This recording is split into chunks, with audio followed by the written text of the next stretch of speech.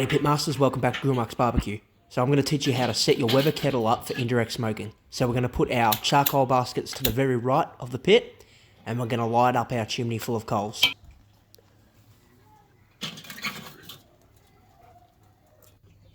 Now that these coals are nice and hot, we're going to pour these things into the charcoal baskets on the right side of our pit.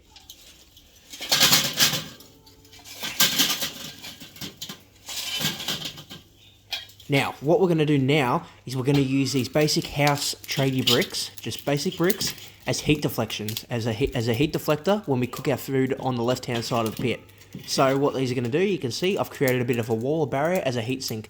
Now, if it's still showing too high of a temp on the cooking side of the pit, you may need to reduce the amount of coals, because for this example, I may have used too big of a heap of coal, so just alter that as needed.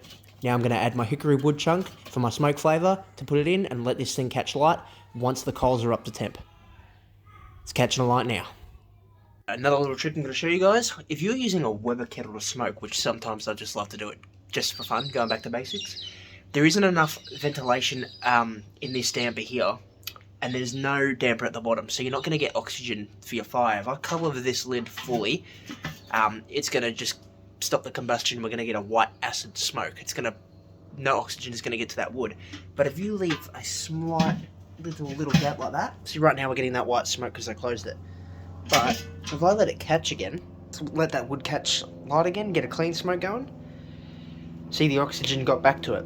A way to keep that in and keep the food smoking is just leave it up a little bit.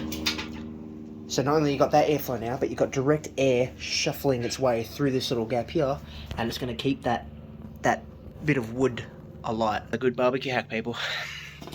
Cheers.